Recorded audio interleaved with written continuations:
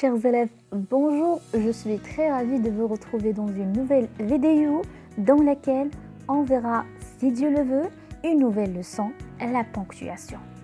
Qu'est-ce qu'une ponctuation à votre avis? Est-ce que vous connaissez qu'est-ce qu'une ponctuation? Eh bien, vers la fin de cette vidéo, vous serez capable d'identifier les signes de ponctuation et leurs fonctions dans une phrase. Vous saurez donc qu'est-ce qu'une ponctuation? Quels sont les types de ponctuation? Quel est le rôle de chaque type? On fera une récapitulation et on finira par un exercice qu'on fera ensemble.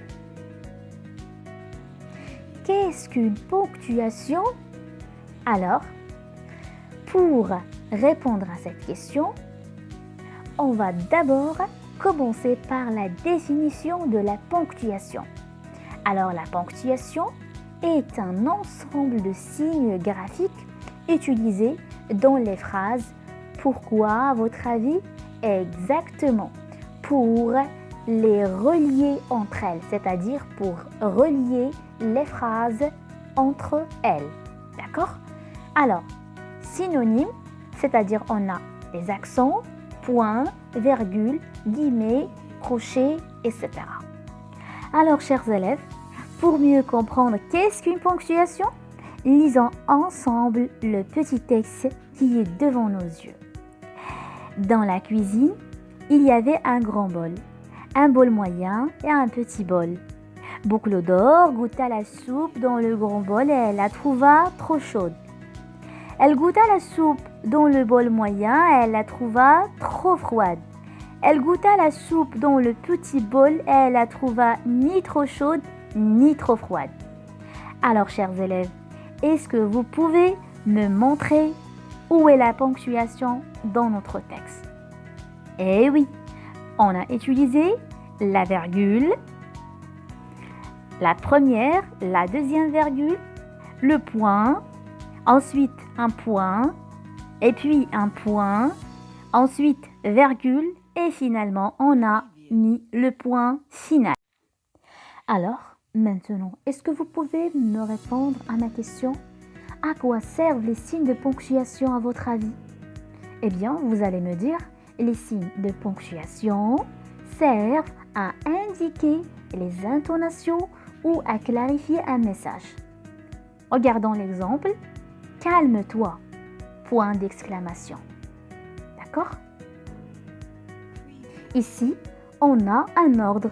On a donné un ordre, donc ce qui fait la phrase va se terminer par un point d'exclamation. Alors, commençons par le premier signe de ponctuation, c'est le point final. D'accord? Donc, le point termine une phrase déclarative. Regardez un exemple d'une phrase déclarative. Je suis sorti hier. Je suis sorti hier, point. D'accord?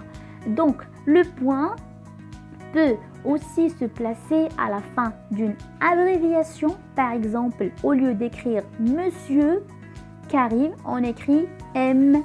Karim, c'est-à-dire Monsieur. Deuxième signe de ponctuation, le point d'exclamation. Alors, le point d'exclamation termine une phrase exclamative ou impérative. Par exemple, regardez l'exemple d'une phrase exclamative, c'est magnifique. Notez bien aussi que le point d'exclamation se place après une interjection. Ensuite, le point d'interrogation. Alors, le point d'interrogation ponctue une question. Par exemple, comment vas-tu? Alors ensuite, on passe au point de suspension. Alors, ou bien les 3 points, comme on dit toujours. Donc, les points de suspension servent ou bien indiquent une idée incomplète, une phrase interrompue, une suite qu'on laisse l'interlocuteur imaginer lui-même. D'accord? Donc, on donne de la suspense. Par exemple, je t'avertis. D'accord? Donc, cette phrase, comme vous voyez, se termine par les 3 points de suspension. les 2 points. Pour les 2 points, ils peuvent précéder une citation, une prise de parole. Par exemple, Lina disait allô maman. D'accord? Donc, ils peuvent aussi précéder une énumération. Par exemple, pour réaliser ce plat, il me manque quelques ingrédients, 2 points, des oignons, du basilic, des tomates et de la tapenade. Et finalement, ils peuvent aussi précéder une définition ou bien une explication. Par exemple, chat, 2 points, petit félin, domestique. D'accord? Donc, on dit qu'est-ce que ça veut dire un chat? La définition du chat, c'est un petit félin domestique. Autre signe de ponctuation, c'est la virgule.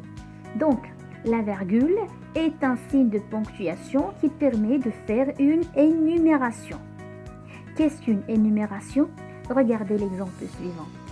Il a joué au football avec Selma, Rida, Lina et Sana. Alors, faisons une petite récapitulation des signes de ponctuation qui servent à nous indiquer la façon de lire la phrase. Alors, pour finir une phrase, on utilise le point normal. Donc, pour poser une question, on utilise le point d'interrogation. Alors, pour montrer son émotion, donc, c'est le point d'exclamation qu'on utilise à la fin de la phrase. Pour finir une phrase, donc, les points de suspension. Et pour couper la phrase en deux, on utilise le point virgule. Alors, pour reprendre son souffle, on utilise la virgule. Avant de commencer une liste, on utilise les 2 points. Alors, quand quelqu'un prend la parole, on utilise les guillemets. Alors, le tiret avant la réponse d'une autre personne. Et finalement, on utilise les parenthèses pour signaler un détail. Alors, pour mieux comprendre, faisons l'exercice suivant ensemble. Complète chaque phrase par le point de ponctuation qui convient. Tu penses vraiment qu'il va venir? Maria, Mourad et sa femme avaient pris une grande décision. Ils allaient faire du ski cet hiver. Cela leur ferait le plus grand bien. Troisième phrase. Voici ce que tu dois acheter. Du beurre, du lait et un pain. D'accord? Donc la première phrase, qu'est-ce qu'on doit utiliser? Très bien, on va utiliser le point d'interrogation puisque on a une phrase interrogative. Alors, deuxième phrase, on a Maria, très bien, virgule. Ensuite, Mourad et sa femme avaient pris une grande décision, 2 points. Il allait faire du ski cet hiver, point. Cela leur ferait le plus grand bien, point. Troisième phrase. Voici ce que tu dois acheter, 2 points. On a une énumération, du beurre, virgule, du lait, virgule, un pain. Point final. Alors, chers élèves, j'espère que la leçon d'aujourd'hui est bien comprise, bien sûr, par vous. Je vous souhaite une excellente journée. Merci et au revoir, à bientôt.